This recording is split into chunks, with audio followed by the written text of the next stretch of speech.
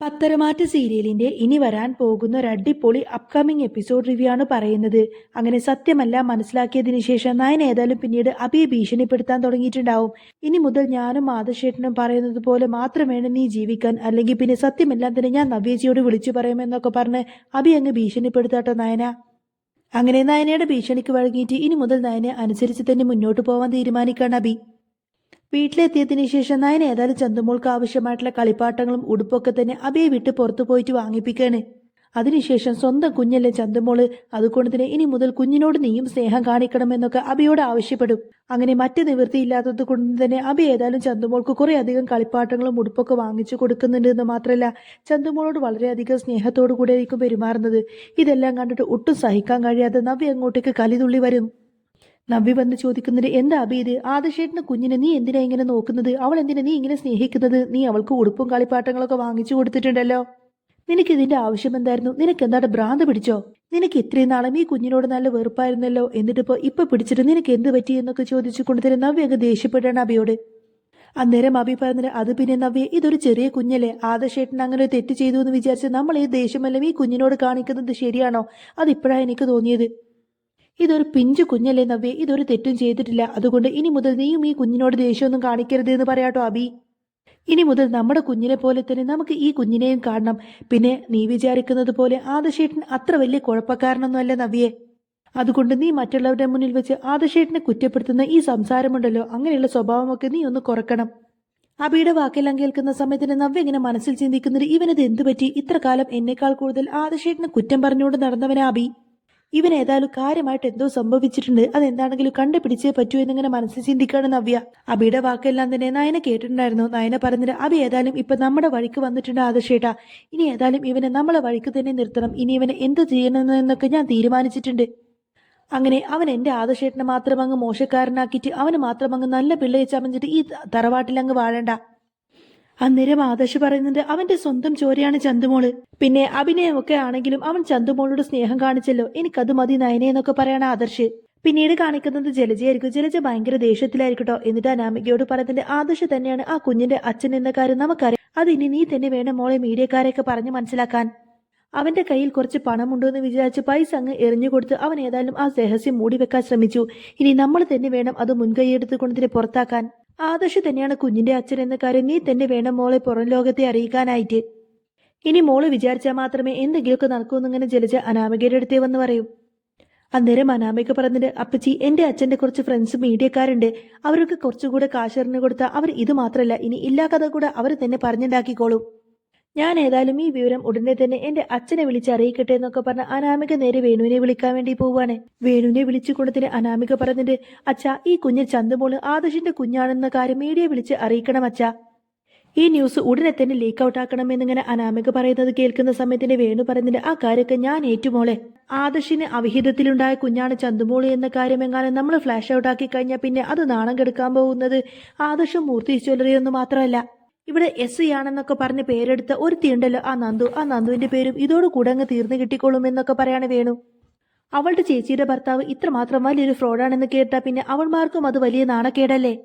ഞാൻ ഉടനെ തന്നെ എനിക്കറിയാവുന്ന മീഡിയാസിനൊക്കെ വിളിച്ചിട്ട് ഈ ന്യൂസ് കൊടുത്തോളാം എന്നൊക്കെ പറഞ്ഞുകൊണ്ടായിരിക്കൂടെ വേണു ഫോൺ കട്ട് ചെയ്യുന്നത്.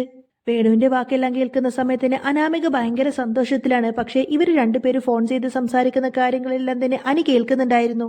അനിങ്ങനെ മനസ്സിൽ ചിന്തിക്കുന്നുണ്ട്, ഈ വാർത്ത എങ്ങാനും പുറം ലോകത്ത് അറിഞ്ഞു കഴിഞ്ഞാൽ പിന്നെ ആകെ നാണം കെടാൻ പോകുന്നത് ഈ അനന്തപുരി തറവാടാണ്. അപ്പോ ഈ ന്യൂസ് ലീക്ക് ഔട്ട് ആക്കാതെ ഇനി നന്ദുവിന് മാത്രമേ തന്റെ കുടുംബത്തെ രക്ഷിക്കാൻ കഴിയുള്ളൂ എന്നൊക്കെ ചിന്തിച്ചു കൊണ്ട് തന്നെ അനി നേരെ നന്ദുവിനെ വിളിക്കും. എന്നാൽ വിളിച്ചിട്ട് കിട്ടാത്തത് കൊണ്ട് തന്നെ ഈ വിവരം ഉടനെ തന്നെ നന്ദുവിനെ അറിയിക്കണം എന്നൊക്കെ വിചാരിച്ചു കൊണ്ട് തന്നെ അനി ഏതായാലും നന്ദുവിന് ഒരു മെസ്സേജ് അയക്കുന്നുണ്ട്. അനിയുടെ മെസ്സേജ് കാണുന്ന സമയത്തിന് നന്ദു പെട്ടെന്ന് ആ ഒരു ഫോൺ എടുത്ത് നോക്കുന്നുണ്ട് കേട്ടോ. ഇത് അനിയുടെ മെസ്സേജ് ആണല്ലോ. അനാമികയുടെ അച്ഛൻ വേണു ആദർശിന്റെ കുഞ്ഞാണ് ചന്തുമോള് എന്ന കാര്യം മീഡിയാസിനെല്ലാം തന്നെ അറിയിക്കാൻ പോവാണെന്നോ. ആ മെസ്സേജ് വായിച്ചതോടു കൂടി തന്നെ നന്ദു ആകെ അങ്ങനെ ഷോക്കായിട്ടിരിക്കണേ. ഒരു തെറ്റ് ചെയ്യാത്ത ആദർശേട്ടന് ഏതായാലും ഇതിനുള്ള ശിക്ഷ അനുഭവിക്കാൻ പാടില്ല, അതുകൊണ്ട് ഇത് ഉടനെ തന്നെ തടഞ്ഞേ പറ്റുള്ളൂ എന്നിങ്ങനെ നന്ദു മനസ്സിൽ ചിന്തിക്കാണ്. നന്ദു ഏതായാലും ഉടനെ തന്നെ നേരെ അനാമികയുടെ വീട്ടിലേക്ക് അങ്ങ് കയറി ചെല്ലുന്ന സമയത്തിന് വേണു രേവതിയും അവിടെ ഇരിക്കുന്നുണ്ടാവട്ടോ. രേവതിയെ കാണുന്ന സമയത്തിന് നന്ദു നേരെ അവരോടങ്ങ് പൊട്ടിത്തെറിച്ചു കൊണ്ടതിന് ഇവിടെ എന്താണ് നടക്കുന്നത് എന്നൊക്കെ ചോദിക്കും. അപ്പോഴേക്കും വേണുവിനെ കാണുന്ന സമയത്തിന് വേണുവിന്റെ കോളറിനങ്ങ് പിടിക്കാണ് നന്ദു. നിങ്ങൾ ആദർശേട്ടനെ ഫാമിലിയെ കുറിച്ച് എന്ത് ന്യൂസാ മീഡിയക്കാർക്ക് കൊടുക്കാൻ പോകുന്നത്? നിങ്ങളുടെ ഭാഗത്തുനിന്ന് അങ്ങനെ എന്തെങ്കിലും ഉണ്ടായ പിന്നെ ഞാൻ നിങ്ങളെ ഒരിക്കലും വച്ചേക്കില്ല. നിങ്ങളെങ്ങാനും അങ്ങനെ ചെയ്താൽ പിന്നെ നിങ്ങളുടെ കൈയും കാലും ഒടിക്കുക മാത്രമല്ല ഞാൻ ചെയ്യാൻ പോകുന്നത്. നിങ്ങളുടെ മോളുണ്ടല്ലോ അനാമിക, അവള് വിവാഹത്തിന് ശേഷം എത്ര പയ്യന്മാരുടെ കൂടെയാണ് ചുറ്റിക്കറങ്ങാൻ നടക്കുന്നത്. അതിന്റെ ഫോട്ടോസും വീഡിയോസും ഒക്കെ കൃത്യമായിട്ട് തന്നെ എന്റെ കയ്യിൽ കിട്ടിയിട്ടുണ്ട്. പിന്നെ ഞാൻ ആ ഫോട്ടോസും വീഡിയോസും ഒക്കെ അങ്ങ് ഫ്ലാഷ് ചെയ്യും. അതോടുകൂടെ തന്നെ പിന്നെ മൂർത്തി ജ്വല്ലറിയിലെ ആദർശേട്ടനാണോ അതോ നിങ്ങളുടെ മകളാണോ തെറ്റ് ചെയ്തത് എന്ന കാര്യം പുറംലോകം മൊത്തം അങ്ങ് അറിയുമെന്നൊക്കെ പറഞ്ഞ് ഭീഷണിപ്പെടുത്തട്ടോ നന്ദു. അപ്പോഴേക്കും രേവതി പറയുന്നുണ്ട്, അയ്യോ നന്ദു മാഡം അങ്ങനെയൊന്നും പറയല്ലേ. ആദർശ് മോനെ കുറിച്ച് ഞങ്ങൾ ഒരിക്കലും വേണ്ടാത്ത കാര്യങ്ങളൊന്നും തന്നെ മീഡിയാസിന് കൊടുക്കില്ല. ഞങ്ങൾ ഒരിക്കലും അങ്ങനെയുള്ള ആൾക്കാരൊന്നുമല്ല. ഞങ്ങൾ വെറുതെ വിടണം എന്നൊക്കെ ഇങ്ങനെ രേവതി കരഞ്ഞുകൊണ്ട് പറയാണ്. അപ്പൊ നന്ദു പറഞ്ഞിട്ട്, അങ്ങനെ എങ്ങാനും നിങ്ങളുടെ ഭാഗത്ത് നിന്ന് ഉണ്ടായിന്ന് പറഞ്ഞാൽ ഞാൻ അപ്പൊ രണ്ടിനെയും തൂക്കിയെടുത്ത് ലോക്കപ്പിൽ ഇടാനും മടിക്കില്ല. നിങ്ങൾ വെറുതെ എനിക്ക് പണി ഉണ്ടാക്കണ്ട എന്നൊക്കെ പറഞ്ഞ് അവരെ ഭീഷണിപ്പെടുത്തിക്കൊണ്ടായിരിക്കട്ടെ നന്ദു അവിടെ നിന്നു പോകുന്നത്.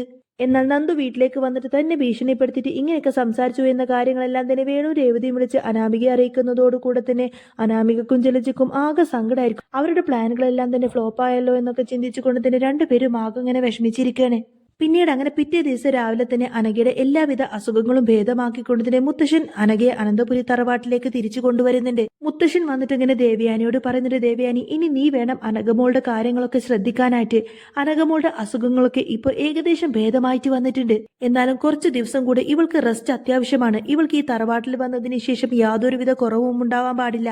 അപ്പൊ ദേവയാനി പറയുന്നുണ്ട്, അത് പിന്നെ പ്രത്യേകം പറയാനുണ്ടോ അച്ഛാ, ഇവൾ ഈ വീട്ടിലേക്ക് വന്നത് കൊണ്ട് എനിക്ക് സന്തോഷം മാത്രമേ ഉള്ളൂ. ചന്തുമോളുടെ അമ്മയല്ലേ അനഘ, അപ്പോ അതേ സ്നേഹത്തോടെ ഇവളുടെ കാര്യത്തിൽ ഒട്ടും കുറവില്ലാതെ ഇവളുടെ കാര്യങ്ങളൊക്കെ ഞാൻ നോക്കിക്കോളാം എന്ന് പറയാണ് ദേവയാനി. എന്നാൽ ഈ ഒരു വാക്കും കേട്ടുകൊണ്ടായിരിക്കട്ടെ നവ്യ അങ്ങോട്ടേക്ക് വരുന്നത്. നവ്യ ഭയങ്കര അങ്ങ് ദേഷ്യപ്പെട്ടുകൊണ്ട് തന്നെ ദേവയാനോട് അങ്ങ് പൊട്ടിത്തെറിച്ചുകൊണ്ട് തന്നെ ചോദിക്കുന്നുണ്ട്, സ്വന്തം മകന്റെ കാമുകിനെ ഇങ്ങനെ സ്നേഹത്തോടെ സംരക്ഷിക്കാൻ നിങ്ങൾക്ക് എന്താ നാണമില്ലേ? അതും ആദർശേട്ടന്റെ ഭാര്യ ഇവിടെ നിൽക്കെ തന്നെ ഇവര് നിങ്ങളിങ്ങനെ ശുശ്രൂഷിക്കാൻ നിങ്ങൾക്ക് നാണമില്ലേ എന്നൊക്കെ ചോദിക്കുന്ന സമയത്തിന് ദേവയാനി പറയുന്നുണ്ട്, അതെ അനഘമോൾ ഈ വീട്ടിലേക്ക് കൊണ്ടുവന്നിരിക്കുന്നത് അച്ഛനാണ്. അദ്ദേഹത്തിന്റെ തീരുമാനങ്ങൾ ആരും തന്നെ എതിർക്കാറില്ല എന്നും അനുസരിച്ചിട്ട് മാത്രമാണ് എനിക്ക് ശീലം എന്നൊക്കെ പറയും ദേവയാനി. അന്നേരം മുത്തശ്ശൻ പറയുന്നത്, അനഘ ഇനി മുതൽ ഈ വീട്ടിൽ മാത്രമല്ല നമ്മുടെ മൂർത്തി ജ്വല്ലറിയിലും ഉണ്ടാവും. ഞാൻ അബിക്ക് കൊടുത്തിരിക്കുന്ന ആ ഒരു ബ്രാഞ്ച് ഉണ്ടല്ലോ അതിന്റെ മേൽനോട്ടം ഇനി അനഘമോൾക്കായിരിക്കും. എന്താടാ അബി, നിനക്കതിൽ എന്തെങ്കിലും എതിർപ്പുണ്ടോ എന്നിങ്ങനെ മുത്തശ്ശൻ ചോദിക്കുന്ന സമയത്തിന് അബി പറഞ്ഞിട്ട്, അയ്യോ മുത്തശ്ശ എന്ത് എതിർപ്പ്, എനിക്കതിൽ സന്തോഷം മാത്രമേ ഉള്ളൂ. അനഘ നല്ല മിടുക്കിയാണെന്ന കാര്യം അവളെ കണ്ടാൽ തന്നെ അറിയാലോ. അതുകൊണ്ട് ഇനി ഏതായാലും അവൾ ആ ബ്രാഞ്ച് നോക്കി നടത്തട്ടെ എന്നൊക്കെ പറയണം അബി. ഞാൻ ഏതായാലും അവിടുത്തെ വെറും ഒരു ശമ്പളക്കാരനായിട്ട് തുടർന്നോളാം, എനിക്കതിൽ സന്തോഷം മാത്രമേ ഉള്ളൂ എന്നും പറയും. ഇത് കേൾക്കുന്ന സമയത്തിന് നവ്യക്ക് അങ്ങ് ദേഷ്യം വന്നു കൊടുത്തിട്ട് നവ്യ ചോദിക്കുന്നുണ്ട്, നിനക്ക് എന്താ അഭി പറ്റിയത്? നിനക്കെന്താ ഭ്രാന്ത് പിടിച്ചോ? നമ്മൾക്ക് കിട്ടേണ്ട അവകാശം അധികാരമാണ് ആദർശേട്ടന്റെ കാമുകിക്ക് വേണ്ടിയിട്ട് മുത്തശ്ശൻ ഇപ്പൊ കൊടുത്തിരിക്കുന്നത്. ഇപ്പോ അവളെ പിടിച്ച് പുറത്താക്കേണ്ടതിന് പകരം നീ ഇതാ അവളെ സപ്പോർട്ട് ചെയ്തുകൊണ്ട് തന്നെ സംസാരിക്കുന്നു. ഇതിലെന്തോ പന്തികേടുണ്ട് അഭി എന്നൊക്കെ ഇങ്ങനെ നവ്യ പറയുന്നുണ്ടെങ്കിലും അഭി അതൊന്നും മൈൻഡ് ചെയ്യാതെ അവിടെ നിന്നങ്ങ് മാറിപ്പോവാണ്. എന്നാൽ അനഘ നോർമൽ സ്റ്റേജിലായിട്ടാണ് ഇങ്ങോട്ടേക്ക് വന്നിരിക്കുന്നത് എന്ന് മനസ്സിലാക്കിയതോടുകൂടി തന്നെ അഭി ആകെ ഇങ്ങനെ പേടിച്ച് നിൽക്കുമായിരിക്കും. അഭി ഇങ്ങനെ ഒറ്റക്ക് നിൽക്കുന്ന സമയത്ത് തന്നെ അനഘ അങ്ങോട്ടേക്ക് വന്നിട്ട് ദേഷ്യപ്പെട്ടുകൊണ്ടായിരിക്കും അബിയോട് സംസാരിക്കുന്നത്. അനഘ വന്ന് ചോദിക്കുന്നുണ്ട്, എടാ അബി നീ എന്താടാ വിചാരിച്ചത്? എടാ എന്നെ വഞ്ചിച്ചിട്ട് നീ നിന്റെ ഭാര്യയും കുട്ടിയുമായിട്ട് ഇവിടെ സുഖമായിട്ട് ജീവിക്കായിരുന്നു അല്ലേടാ? സത്യമെല്ലാം വിളിച്ചു പറയാൻ തന്നെയാണ് ഞാൻ ഇങ്ങോട്ടേക്ക് വന്നത്. പക്ഷേ ഞാനിപ്പോ ജീവനോടെ ഇരിക്കുന്നതിന്റെ കാരണക്കാരൻ ഇവിടുത്തെ മൂർത്തി സാറാണ്. അദ്ദേഹം എന്നെ വിലക്കിയതുകൊണ്ട് മാത്രമാണ് ഇപ്പൊ തൽക്കാലം ഞാൻ സത്യങ്ങൾ ആരോടും തന്നെ വിളിച്ചു പറയാത്തത്. മൂർത്തി സാർ ഏതായാലും ഈ കുടുംബത്തിലെ ഒരു അംഗമായിട്ട് എന്നെ അംഗീകരിച്ചു കഴിഞ്ഞു. അതുപോരാതെ മൂർത്തി ജ്വല്ലറിയിലെ നല്ലൊരു സ്ഥാനം തന്നെ എനിക്ക് തരികയും ചെയ്തു. അങ്ങനെയുള്ള അദ്ദേഹത്തോട് നന്ദികേട് കാണിക്കാനൊന്നും എനിക്ക് തോന്നിയില്ലടാ. അതുകൊണ്ട് മാത്രമാണ് ഇപ്പൊ നീ ഇങ്ങനെ രക്ഷപ്പെട്ട് നടക്കുന്നത്. അനഘ അബിയോട് ഇങ്ങനെ പൊട്ടിത്തെറിക്കുന്ന സംസാരങ്ങളെല്ലാം തന്നെ അതിലൂടെ പാസ് ചെയ്യുന്ന സമയത്തിന് നവ്യ കേൾക്കുന്നുണ്ടായിരുന്നു. ആ സമയത്തിന് അബി പേടിച്ചുകൊണ്ട് തന്നെ അനഘയോട് പറയുന്നുണ്ട്, നീ ഒന്ന് പതുക്കെ പറ അനഘേ, നവ്യ എങ്ങാനും കേട്ടുകഴിഞ്ഞാൽ പിന്നെ അതോടുകൂടെ എന്റെ കാര്യം അങ്ങ് തീർന്നു എന്നൊക്കെ പറയും. സത്യം എങ്ങാനും നവ്യ അറിഞ്ഞു കഴിഞ്ഞാൽ അവൾ ഒരിക്കലും എന്നെ ജീവനോടെ വച്ചേക്കില്ല. നിന്നോട് ഞാൻ ചെയ്തതിനെല്ലാം തന്നെ അതിന്റെ ഇരട്ടിയായിട്ട് ഞാൻ ഇപ്പൊ ഇവിടെ അനുഭവിച്ചുകൊണ്ടിരിക്കുന്നുണ്ട് അനഘേ എന്നൊക്കെ പറയാട്ടോ അബി. ഞാൻ ഇവിടെ ഒരിക്കലും എന്റെ ഭാര്യയും കുഞ്ഞുമായിട്ട് സുഖമായിട്ട് ജീവിക്കുന്നില്ല. എന്റെ മനസ്സിൽ ഇപ്പോഴും നീ മാത്രാണ്. നിന്നെയും നമ്മുടെ ചന്തുമോളെ മാത്രമാണ് ഞാനിപ്പോ ആത്മാർത്ഥമായിട്ട് കൂടുതൽ സ്നേഹിക്കുന്നത്. ഇപ്പോ നവ്യോട് ഞാൻ ഈ കാണിക്കുന്നത്, നവ്യയുടെ കുഞ്ഞിനോട് ഞാൻ ഈ കാണിക്കുന്നതൊക്കെ വെറും അഭിനയം മാത്രമാണ് അനഘേ. ആ നവ്യയുടെ ചാടിക്കളിയൊക്കെ നീ പോലും കണ്ടതല്ലേ? എനിക്ക് അവളെ കണ്ണെടുത്താ കണ്ടൂടാ. അവളെ എങ്ങനെയെങ്കിലും എന്റെ ജീവിതത്തിൽ നിന്ന് ഒഴിവാക്കാനാണ് ഞാൻ ശ്രമിക്കുന്നത്. നീ ആയിരിക്കും എപ്പോഴും എന്റെ ഭാര്യ. എന്റെ മനസ്സിൽ ഇപ്പോഴും നിന്നോടുള്ള സ്നേഹം ഒരു കളങ്കവുമില്ലാതെ അതുപോലെ തന്നെ ഉണ്ടാണെങ്കിൽ നീ എന്റെ സ്നേഹം മനസ്സിലാക്കണമെന്നൊക്കെ ഇങ്ങനെ അഭി പറയുന്നതും കേട്ടിട്ട് ഒട്ടും നിന്നെ വിശ്വസിക്കാൻ കഴിയാതെ ഇങ്ങനെ ഷോക്ക് ഏറ്റതുപോലെ നിൽക്കുമായിരിക്കട്ടെ നവ്യ. അബിയുടെ വാക്കെല്ലാം കേൾക്കുന്ന സമയത്തിന് അനഘക്കങ്ങ് ദേഷ്യം വന്നുകൊണ്ടതിന് അനഘ പറഞ്ഞിട്ട്, വേണ്ടടാ, അങ്ങനെ ഒരു സ്ഥാനവും എനിക്ക് വേണ്ട. എന്റെ ഭർത്താവ് എന്ന സ്ഥാനം ഒരിക്കലും ഞാൻ ആഗ്രഹിക്കുന്നില്ല. മുത്തശ്ശൻ എനിക്കിപ്പോ ഈ സ്ഥാനമാനങ്ങളെല്ലാം തന്നതുകൊണ്ട് മാത്രമല്ലേ നീ വീണ്ടും എന്റെ പുറകെ നടക്കാൻ ശ്രമിക്കുന്നത്? എനിക്കേതായാലും ഇനി നിന്നെ വേണ്ട. എന്റെ കുഞ്ഞിനേതായാലും ആദർശേട്ടൻ ഇവിടെ അച്ഛനായിട്ടുണ്ട്. എന്റെ കുഞ്ഞിന്റെ അച്ഛനായിട്ട് ആദർശേട്ടൻ മതി. നീ കൊടുക്കാത്ത സ്നേഹം പോലും ഇപ്പൊ ആദർശേട്ടനും നയനയും ചേർന്ന് കൊണ്ടതിന് അവൾക്ക് കൊടുക്കുന്നുണ്ട്. നീ ഇപ്പൊ തൽക്കാലം നവ്യയുടെ കുഞ്ഞിനെ മാത്രം സ്നേഹിച്ചാൽ മതി. ആ പാവം നവ്യയുടെ കാര്യം ഓർത്തുകൊണ്ടതിന് എനിക്ക് നല്ല വിഷമമുണ്ട്. ഇപ്പോഴും നിന്റെ ഭാര്യയായിട്ട് കൂടി നീ ആ നവ്യ ഇങ്ങനെ വഞ്ചിച്ചുകൊണ്ടിരിക്കല്ലേ? ഇനിയെങ്കിലും നീ ആ നവ്യയെ നല്ലോണം സ്നേഹിച്ചിട്ട് നിന്റെ ഭാര്യയായിട്ട് അംഗീകരിച്ച് അവളോടൊപ്പം തന്നെ സ്നേഹത്തോടെ ജീവിക്കാൻ നോക്ക്. ഞാനായിട്ട് ഒരിക്കലും നിന്റെ അടുത്തേക്ക് ശല്യത്തിന് വരില്ല. എനിക്ക് ഏതായാലും നിന്നെ കാണുന്നത് പോലും വെറുപ്പാണെന്നൊക്കെ പറഞ്ഞുകൊണ്ടായിരിക്കട്ടെ അനഘ അവിടെ നിന്നങ്ങ് പോകുന്നത്. എന്നാൽ ഇവരുടെ സംഭാഷണമെല്ലാം കേട്ടതോടുകൂടി തന്നെ നവ്യയ്ക്ക് എല്ലാ സത്യവും മനസ്സിലാവാണ്. നവ്യ ഇങ്ങനെ മനസ്സിൽ ചിന്തിക്കുന്നുണ്ട്, ഓ അപ്പോ അഭി തെറ്റുകാരൻ തന്നെയാണ്. അപ്പോ ഞാൻ വിചാരിച്ചതുപോലെ അവൻ അത്ര നല്ല പിള്ളയൊന്നുമല്ല. എല്ലാവരും എനിക്ക് വേണ്ടിയിട്ട് ഇങ്ങനെ അഭിനയിക്കുമായിരുന്നോ? നയനെ പോലും എന്റെ ജീവൻ സംരക്ഷിക്കാൻ വേണ്ടിയിട്ടല്ലേ ഇത്രമാത്രം ചെയ്തു കൂട്ടിയതെന്നൊക്കെ ചിന്തിച്ചുകൊണ്ട് തന്നെ നവ്യക്ക് വല്ലാത്ത കുറ്റബോധം തോന്നാണ്. എന്നാലും ഇത്ര വലിയ ക്രൂരനെയായിരുന്നു ഞാൻ എന്റെ ഭർത്താവിനെ പോലെ ഇത്ര കാലം സ്നേഹിച്ചിരുന്നത്. പാവം എന്റെ നയന എനിക്ക് വേണ്ടിയിട്ട് സ്വന്തം ഭർത്താവിനെയാണ് എല്ലാവർക്കും മുന്നിൽ തെറ്റുകാരനാക്കിയത്. ഇതുപോലൊരു അനയത്തിയെ മറ്റാർക്കും കിട്ടില്ല. അതൊന്നും മനസ്സിലാക്കാതെ പാവം എന്റെ നയനെ ഞാൻ ശത്രുവിന്റെ സ്ഥാനത്താണ് ഇത്ര കാലം കണ്ടിരുന്നത്. അത്രയും വലിയൊരു ക്രൂരത ഞാൻ അവളോട് ചെയ്തത് കൊണ്ട് ദൈവം പോലും എന്നോട് പൊറുക്കില്ല. അബി എന്ന് പറയുന്ന ആ കാട്ടുരാക്ഷസത്തിനെ ഞാൻ ഒരിക്കലും വിശ്വസിക്കാൻ പാടില്ലായിരുന്നു. ഈശ്വര, എന്റെ കുടുംബജീവിതം മൊത്തം തകർന്നല്ലോ. ഇനി ഏതായാലും എന്റെ കുഞ്ഞിന് ഇങ്ങനൊരു അച്ഛനെ വേണ്ട. അവൻ ഇനി ഒരിക്കലും സുഖിച്ച് ഈ അനന്തപുരി തറവാട്ടിൽ വാഴാൻ പാടില്ല. അവനെ ഞാൻ തന്നെ ഇല്ലാതാക്കും. യാതൊരു തെറ്റും ചെയ്യാത്ത ആദർശേട്ടനെ അവൻ കള്ളനാക്കി. സ്വന്തം തെറ്റുപോലും ആദർശേട്ടന്റെ തലയിലേക്ക് അങ്ങ് ഇട്ടുകൊടുത്ത് അവൻ നല്ല പിള്ള ചമഞ്ഞു കൊടുത്തിന് ഇത്ര കാലം എല്ലാവർക്കും മുന്നിൽ നടന്നില്ലേ? ഇനി ഞാനാണ് അഭിനയിക്കാൻ പോകുന്നത്. അവനുള്ള കടുത്ത ശിക്ഷ ഞാൻ തന്നെ കൊടുക്കുന്നുണ്ട്. ഇനി ഈ നവ്യ ആരാണെന്ന സത്യം ഞാൻ അവന് കാണിച്ചു കൊടുക്കാമെന്നൊക്കെ ചിന്തിച്ചുകൊണ്ട് തന്നെ മനസ്സിലിങ്ങനെ ദേഷ്യം അടക്കി പിടിച്ച് നവ്യ ചിരിച്ചുകൊണ്ട് വീണ്ടും അബിയുടെ അടുത്തേക്ക് പോകുന്ന ഒരു അടിപൊളി സീനാട്ടോ വരുന്നത്. സത്യമെല്ലാം മനസ്സിലാക്കിയതിനു ശേഷം പിന്നീട് നവ്യ അബിയോട് എങ്ങനെയാണ് പെരുമാറാൻ പോകുന്നത് എന്നുള്ളതിന്റെ ഡീറ്റെയിൽഡ് എപ്പിസോഡ് ഞാൻ ഉടനെ തന്നെ അപ്ലോഡ് ചെയ്യുന്നതായിരിക്കും കേട്ടോ. അപ്പോൾ നിങ്ങൾക്ക് ഈ ഒരു ചാനൽ ഇഷ്ടമാവുകയാണെങ്കിൽ സബ്സ്ക്രൈബ് ചെയ്യാനും സപ്പോർട്ട് ചെയ്യാനൊന്നും മറക്കല്ലേ.